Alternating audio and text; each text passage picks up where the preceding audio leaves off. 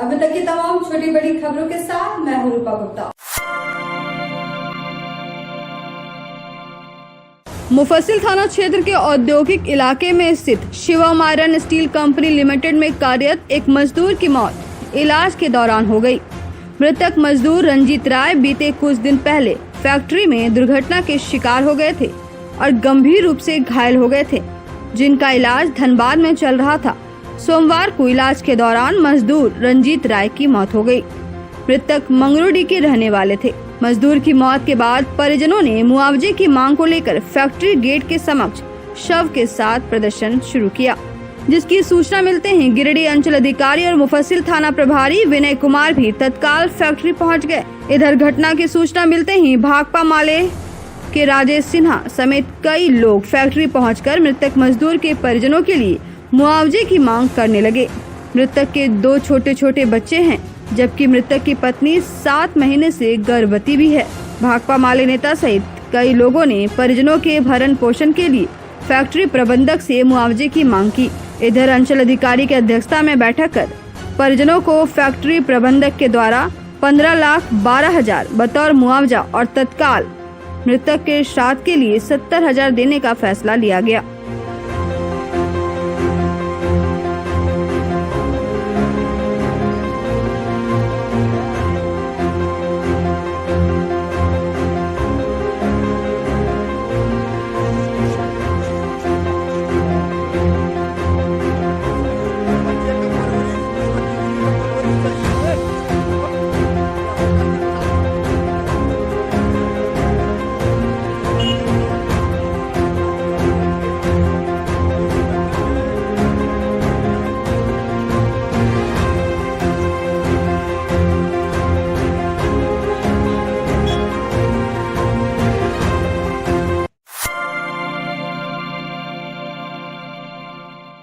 गावा प्रखंड अंतर्गत पेहरा मानपुर चौक के समीप जल जमाव की समस्या का समाधान सोमवार को सीओ की मौजूदगी में हुआ।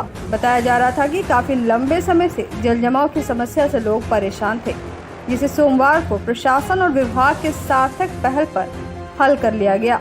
बता दें कि पेहरा निवासी हीरा साव ने सड़क पर बने पुलिया एवं नाले को तोड़कर पानी निकलने के रास्ते को बंद कर दिया था। बारिश होने के बाद जल जमाव की स्थिति इसके कारण हो रही थी, जिसे प्रखंड के हजारों लोग परेशान थे।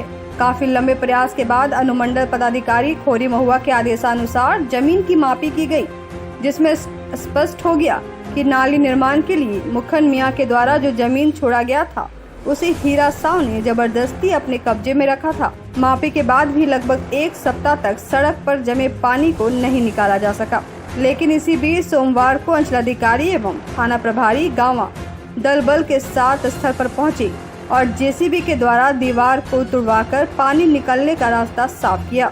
इस प्रकार जल जमाव की समस्या का समाधान किया गया। मौके पर उपस्थित सड़क निर्माण कंपनी के एक कर्मी कुंदन सिंह ने कहा कि 2 दिनों के अंदर यहां भौं पाइप डालकर कलवर्ट का निर्माण कर दिया जाएगा। इस समस्या के समाधान के बाद लोगों में हर्ष है। 1 मीटर पाइप का यहाँ पर रिक्वायरमेंट भी है। एक मैंने 3 फीट का पाइप इसमें देना उचित है। उम्मीद है परसों तक में पाइप हमारा गिर जाएगा। एक ही दिन में इसमें सारा मटेरियल रख करके इसका कटिंग करके 5-6 घंटा के लिए रोड को अवरुद्ध करेंगे और इसके बाद होम पाइप डाल करके दोनों साइड से पानी निकलने का व्यवस्था दे दिया जाएगा। इसमें पाइप का 2 से 3 दिन 2 से 3 दिन।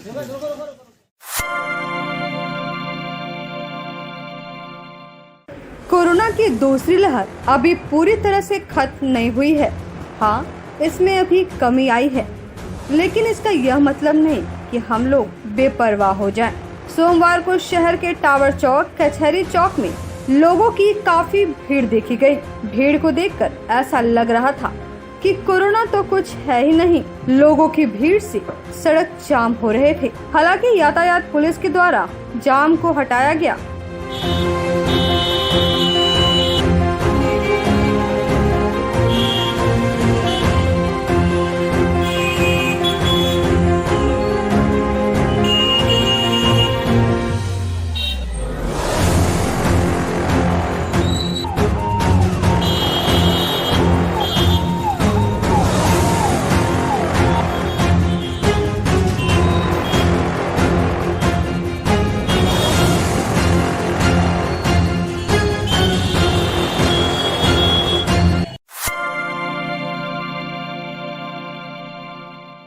प्रधानमंत्री नरेंद्र मोदी के 7 साल के कार्यकाल पूरे होने पर सोमवार को भाजपा के पूर्व जिला अध्यक्ष अशोक उपाध्याय ने अपने पैतृक आवास तिसरी में जरूरतमंदों एवं असहायों के बीच चावल, दाल, आलू, साबुन, मास्क, सैनिटाइजर सहित कई सामग्रियों का वितरण किया। मौके पर भाजपा नेता अशोक उपाध्याय ने कहा कि रविवार को जिले में भाजपाइयों ने शहर से लेकर ग्रामीण क्षेत्रों में जरूरतमंदों के बीच अनाज का वितरण किया। मौके पर भाजपा जिला महामंत्री सुभाष कुमार सिन्हा ने कहा कि चाहे पहली कोरोना की लहर हो या दूसरी, इस महामारी में प्रवासी मजदूरों के हर गांव व कस्बा में पानी, भोजन की व्यवस्था, गरीबों की सेवा, बेरोजगारों को स्थानीय स्तर पर रोजगार देने की व्यवस्था, भूखे को भोजन देने की बात हो, भाजपा कार्यकर्ता हमेशा की तरह सेवा भाव से कार्य कर रही है। इस दौरान सुरेश उपाध्याय, प्रदीप कुमार, मंटू उपाध्याय सहित कई लोग मौजूद थे। आज तीसरी अपने गांव में कुछ जरूरतमंद लोगों को खाद्य वितरण कर रहे हैं भारतीय जनता पार्टी की ओर से।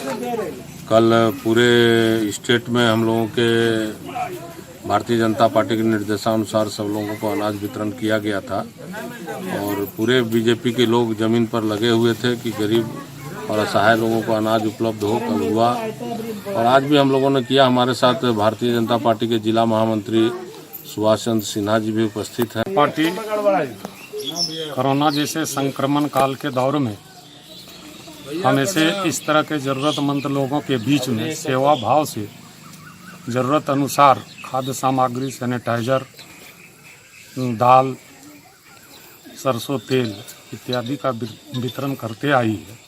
उसी निमित्त में कल विशेष अभियान के तहत 7वां वर्ष कार्यकाल पूरा होने पर भारतीय जनता पार्टी ने पूरे देश में यह एक बृहद अभियान चलाया और इसके बाद फिर अपने परंपरा के अनुसार आज पूर्व जिला अध्यक्ष विसूत्री के पूर्व जिला उपाध्यक्ष श्री अशोक उपाध्याय जी के आवास पर इनके सौजन्य से आज जरूरतमंद लोगों के बीच में खाद्य सामग्री का वितरण किया गया।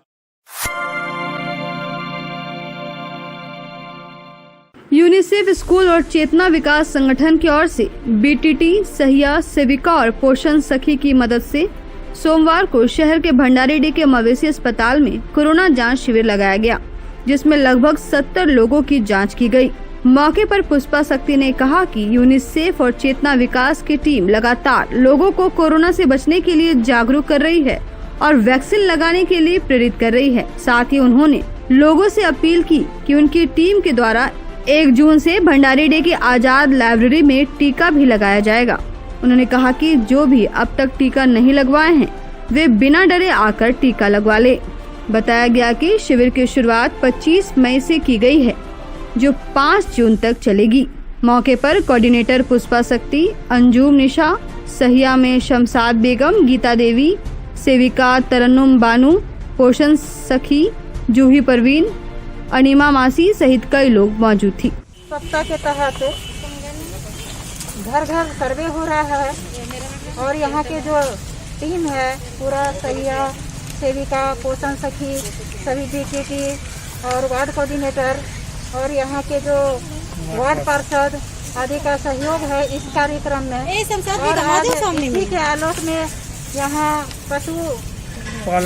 पशुपालन विभाग में यहाँ पर जांच भी हो रहा है लोगों का, कोविड जांच। इसके लिए लोगों को प्रोत्साहित कर रहे हैं। देख सकते हैं आप हमारे साथ में वार्ड पार्षद जी भी मौजूद हैं। 25 तारीख से हमारे 19 नंबर वार्ड में सब घर घर में चेकिंग करके और सब उसमें दवा और चेक करने का काम किया है सहिया लोग सब मिला जुला के। और आज यहाँ पे करीब 70 आदमी को यहाँ पे यानी चेकअप हुआ है कैंप लगा के। और ये हम उम्मीद करते हैं कि अपना वार्ड में सबको चेक करा के टीकाकरण करने का काम करेंगे। आरके महिला महाविद्यालय गिरिडीह की एनएसएस इकाई 1 व IQAC के संयुक्त तत्वाधान में एक राष्ट्रीय एकल नृत्य प्रतियोगिता का ऑनलाइन आयोजन किया गया। प्रतियोगिता का मुख्य उद्देश्य था कोरोना काल से उत्पन्न निराशा व उबाऊपन से छात्राओं को बाहर निकालकर उनकी रचनात्मकता को नव उड़ान देना, ताकि उनमें निराशा घर न बना सके। इस प्रतियोगिता में असम, मेघालय, बिहार, झारखंड, तमिलनाडु राज्यों के लगभग 50 प्रतिभागियों ने हिस्सा लिया। कार्यक्रम की अध्यक्षता करते हुए प्राचार्य डॉक्टर अनुज कुमार ने कहा कि वर्तमान समय में छात्राओं में निराशा बढ़ती जा रही है। उनकी रोचकता व रचनात्मकता को जीवंत रखने के लिए इस ऑनलाइन नृत्य प्रतियोगिता की बहुत आवश्यकता थी। प्रतियोगिता से छात्राओं में ऊर्जा का संचार हुआ है, उनके मन से तनाव कम हुआ है। वहीं NSS इकाई 1 की कार्यक्रम पदाधिकारी डॉक्टर मधुश्री सेन सान्याल ने कहा कि महिला कॉलेज में ऐसे नए नए कार्यक्रम होना प्रासंगिक है। इससे छात्राओं में छिपी हुई प्रतिभा सामने आती है। ऑनलाइन राष्ट्रीय सोलो नृत्य प्रतियोगिता को सफल बनाने में कॉलेज के तकनीकी प्रमुख सौमित सामंता, डॉक्टर अमित प्रसाद की महत्वपूर्ण भूमिका रही।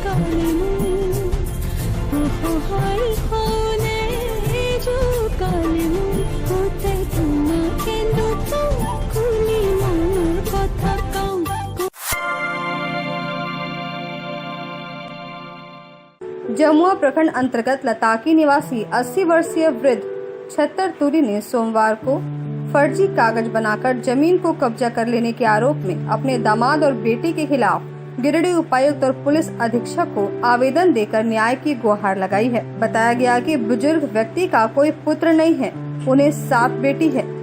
दिए गए आवेदन में कहा गया है कि बुजुर्ग व्यक्ति की दूसरी बेटी चिंता देवी और उसके पति नंद किशोर तुरी ने फर्जी जमीन का स्टाम्प पेपर बनाकर बुजुर्ग पिता से निशान लगवाकर 3 कट्ठा जमीन चिंता देवी के नाम पर दर्ज करवा लिया है। इस संबंध में बुजुर्ग ने बताया कि जब वे इस बात को लेकर पूछने गए तो उनके साथ मारपीट की गई। उन्होंने प्रशासन से न्याय की गुहार लगाई है। ताकि में जमीन है 4.5 कट्ठा जमीन है और बेटी सबके हिस्सा होना चाहिए। जैसे माँ बाप के खाना पीना कोई न दिया, मारपीट के घर से बाहर कर दिया। वो बाहर करने बाद में बेटी के पास चला आया, बड़ा बेटी पास, वहाँ पर धारण पोषण हो रहा है। मंझली बेटी कहाँ घर है? लताकी। तो बोले जा रहे हम लोग का हिस्सा चाहिए। कौन बेचा है? माँ बाप। 77 मंझली बेटी है। और उनके साथ कौन कौन शामिल है? उनके साथ में है सब एक तरफ है, सब जात है, पर जात है। मुखिया का नाम रामदेव है। मामला यह है कि जैसे हमारे मंझली बहन है, हमारे बाबू माँ के एकदम दाखिल ना खोजे और जबरदस्ती हमारे बाबू से सेन करावा ना करके टिपा मारा ले और जबरदस्ती सेन टिपा मारा के तो पूरा हम छाड़बो तो छाड़बो। कहाँ के जमीन है? हाँ? जमीन कहाँ पर? लताकी जमीन। लताकी में जमीन? लताकी 4.5 कट्ठा। तो आपकी बहन कितना जमीन लिखवा ली है? 3 कट्ठा। और राते रात तरी मार के घर छर रहा है। हमने बोले जाए गोतिया भाई सबके मारपीट करे। हमने बहन के हमारे जीजाजी घर जमा बहन के मैया कॉलोनी मिले धुई के घर में सुता, हमारे माँ बाप के बाहर कर दले। गावा BSNL टावर के पीछे स्थित पोखर पर कुछ लोगों द्वारा अवैध कब्जा किया जा रहा है। जिसका स्थानीय ग्रामीणों ने विरोध किया। इस बाबत ग्रामीणों ने बताया कि पोखर गैर मजरूआ जमीन पर है और कुछ लोगों द्वारा पोखर के मेट पर चापानल और चारदीवारी का निर्माण कर अवैध कब्जा किया जा रहा है। ग्रामीणों ने कहा कि वर्षों से हम लोग इस पोखर का प्रयोग कर रहे हैं। बताया कि पोखर के पानी से कई पशु अपनी प्यास बुझाते हैं। वहीं कुछ स्थानीय लोगों ने इस पोखर पर अवैध कब्जा करते हुए चापानल और चारदीवारी का निर्माण किया है, जिस कारण हम लोगों को काफी परेशानी हो रही है। ग्रामीणों ने अंचलाधिकारी से मांग की है कि पोखर पर अवैध कब्जे की जांच कर दोषियों पर कार्रवाई की जाए। आम गैर मजरूआ है, हम लोग जनता का है, हम लोग जनता का है सर, ये ध्यान कीजिएगा, पूरे ध्यान करके रखिएगा सर, समझे न। और हम लोग जो हैं पब्लिक, हम लोग साक्षात है, हम लोग को मर मैदान पर पैखाना हर तरह से रवानी समाज हम लोग टोटल ही पोखर में आते हैं। आज गरीब आदमी है, आम पब्लिक के लिए हमनी के जगह जमीन है, यहाँ पोखर है, पूर्वों से हमनी के ना है पैसा कौड़ी, तो जरा पैसा है से बना ले रहे। हम लोग के पोखर के पास हम लोग के घर है, नहाने धोने का हम लोग के दिक्कत होता है। जो जमीन को हड़प रहा है और मदरजा जमीन है, चापाकल करा लिया, घर भी बना लिया, हम लोग के रहने सहने का बहुत दिक्कत हो रहा है।